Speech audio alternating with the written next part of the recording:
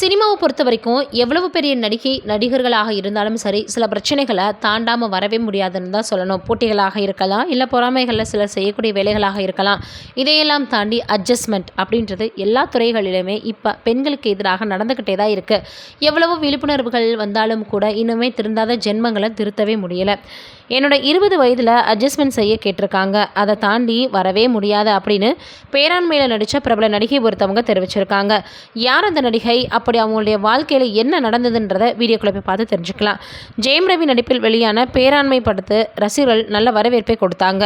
இந்த படத்தில் முக்கியமான கதாபாத்திரத்தில் நடிச்சிருந்தவங்க தான் நடிகை சரண்யா நாக்.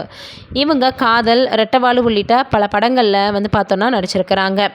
கடந்த ஆண்டுகளாக சினிமாவில் கொஞ்ச நாட்களாக பார்த்தோன்னா விலகி இருக்காங்க. தற்போது உடல் எடை கூடிய பின்னாடி வெளியுலகத்திற்கு பேட்டிகளில் கலந்துட்டு இருக்காங்க.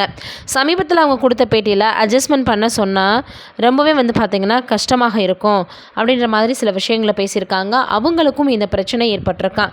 சினிமாவை பொறுத்த வரைக்கும் பெண்களை ஒழுக்கமாக பார்ப்பாங்களா அப்படின்னா அது சந்தேகமாக தான் இருக்குமா.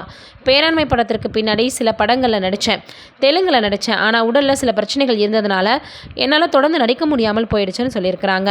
அட்ஜஸ்ட்மெண்ட் உள்பட பல பிரச்சனைகளை நான் சந்திச்சிருக்கேன். அது இல்லாமல் எப்படி இருக்க முடியும்? வெளிப்படையாக அட்ஜஸ்ட்மெண்ட் என்ற வார்த்தை திட்டுவது, அவமானப்படுத்துவது எல்லாமே நடக்கும். இல்லைன்னு சொன்னால் அது பொய். அதெல்லாம் தாண்டி தான் இப்போது ஸ்டுடியோ வச்சுருக்கேன். நமக்கு யாருமே இல்லை அப்படின்னு டைரெக்டாகவே அட்ஜஸ்ட்மெண்ட் பண்ண கேட்பாங்க.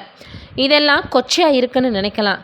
கேட்குறவன் கொச்சைன்னு எப்படி நினைக்கிறானோ அதை விட படம் நம்மளுக்கு நல்லா வரணும் அப்படின்ற பயமும் இருக்கும். அதே போல் பார்த்திங்கன்னா எத்தனையோ பேர் இதை தாண்டி தான் வந்திருப்பாங்க. படம் எடுக்காமல் பெண்களை போதைப்பொருளாக பார்க்கக்கூடிய இயக்குநர்கள் பார்த்தோன்னா அந்த லிஸ்ட்டில் இருக்கவங்க தான் இப்படியெல்லாம் கேட்பாங்க. சின்ன சின்ன படத்தில் நான் நடித்த போது 20 வயசுக்கு மேலே என்னை அப்படி கேட்டாங்க. எல்லா நேரத்திலும் அதுலேருந்து நான் தப்பிச்சது கஷ்டம்தான். இதெல்லாம் தேவையான யோசிச்சிருக்கேன் நிறைய முறை. இப்போது அப்படி கேட்டால் சமூக வலைதளம் ஒரு ப்ளஸ்ஸாக இருக்குது. கேட்டால் ரெக்கார்ட் செஞ்சு போடா அப்படின்னு தைரியமாக பேசிடலான்னு நடிகை சரண்யா நாக் அவர்கள் சொல்லியிருக்கிறது சமூக வலைதளங்களில் இப்போ ரொம்பவே வைரலாக பரவி வந்துட்டுருக்கு. நம்மளும் பார்த்தோன்னா தொடர்ந்து எவ்வளவோ விஷயங்களை கடந்து வந்துக்கிட்டு தான் இருக்கோம்.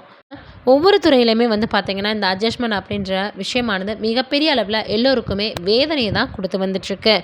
அதோட இதுக்கு நம்ம என்ன தான் பார்த்திங்கன்னா அதை சரி செய்கிறது, எந்த மாதிரியான பார்த்திங்கன்னா நடவடிக்கைகள் இருக்குன்ற நம்மளுக்கே தெரில. நீங்கள் என்ன நினைக்கிறீங்கன்னு கமெண்ட்டில் சொல்லுங்கள்.